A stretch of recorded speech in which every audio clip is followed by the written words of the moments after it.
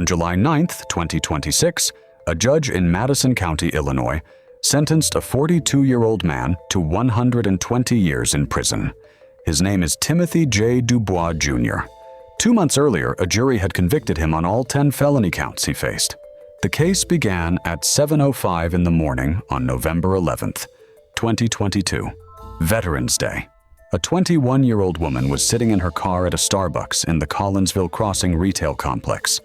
She was waiting for an online order. A masked man approached her window with a large knife. He forced her to drive to Troy, Illinois, where she was assaulted. Then he made her drive back to the same shopping center, and he ran off on foot. She never saw his face. He had switched off her phone so her movements could not be tracked. For months, Collinsville police had almost nothing. No name, no suspect, just a sketch and a dark sedan on grainy surveillance footage. So how did investigators identify a man they had never heard of in a case where the victim could not describe him? The answer starts with a device on her wrist that he never noticed. Collinsville sits in Madison County, Illinois, just across the river from St. Louis.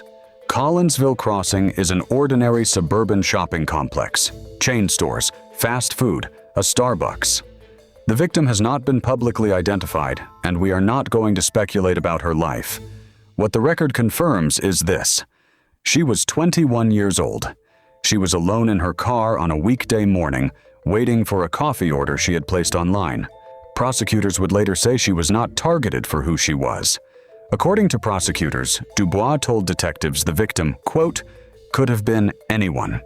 He said he chose her only because she was by herself. Timothy Dubois Jr. was 39 at the time of the attack. Court records and reporting place him in Charbonnier, a small community in Fayette County, about an hour east of Collinsville. A more recent address was listed in Edwardsville. He had no match in any law enforcement DNA database. Police described the crime at the time as a random act of violence by an unknown suspect. That is what made it so hard to solve, and so unsettling to the community. As Madison County State's Attorney Tom Hain put it, the circumstances were unusually alarming. Broad daylight, 7 in the morning, a busy business district, and an attacker with no connection to his victim. The timeline that morning is precise.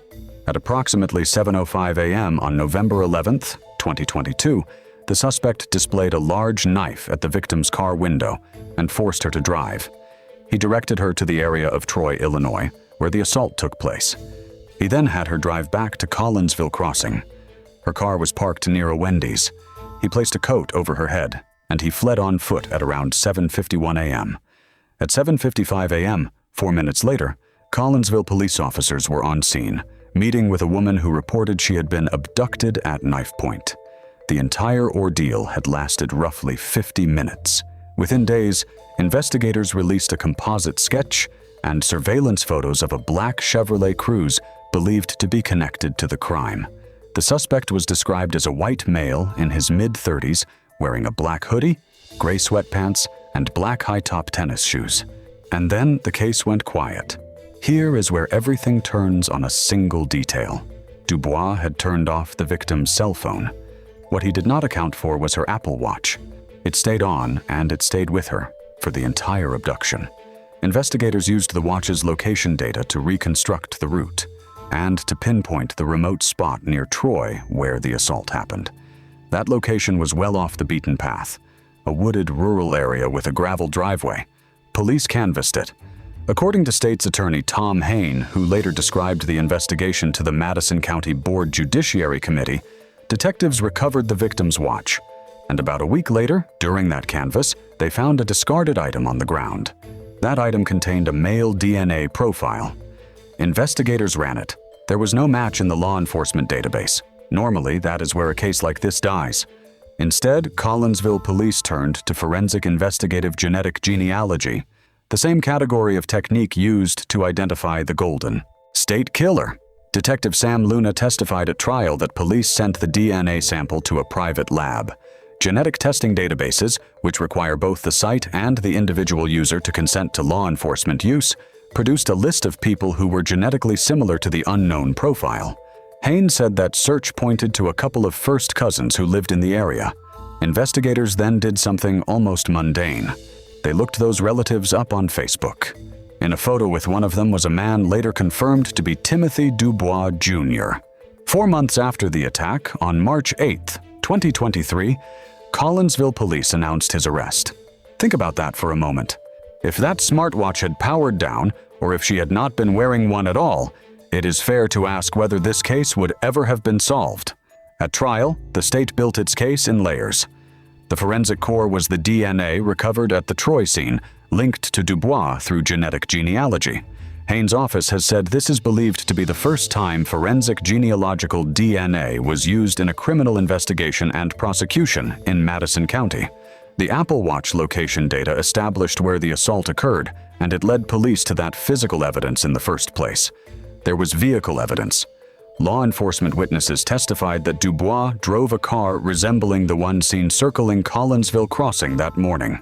There was identification evidence. Witnesses testified that Dubois was identified in a photo lineup. And then there was Dubois himself. Detectives obtained a recorded confession. Jurors watched portions of that tape. In it, according to KSDK, Dubois said he targeted a Starbucks because, quote, "That's where all the women go."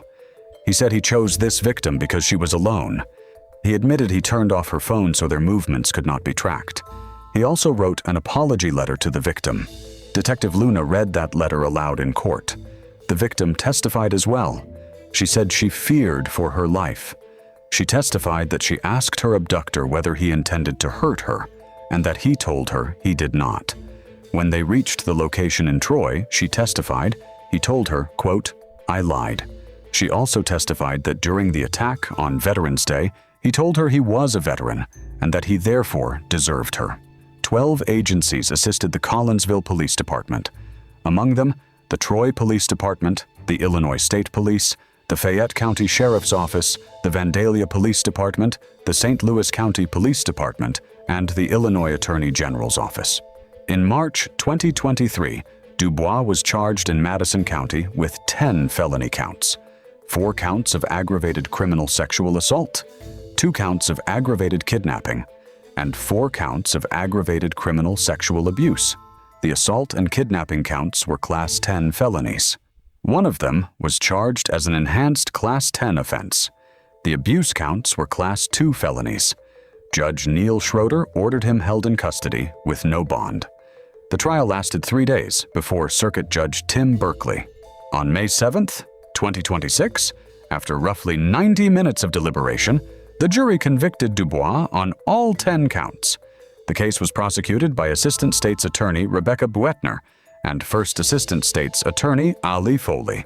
At sentencing on July 9th, 2026, the defense asked the court for leniency on the grounds that Dubois is a veteran. Prosecutors responded by pointing out that the crime was committed on Veterans Day, and that Dubois had told the victim he deserved her because he was a veteran. Judge Berkley imposed 120 years. Under Illinois law, he must serve 85% of that term. The judge asked Dubois if he wished to say anything. Dubois said no.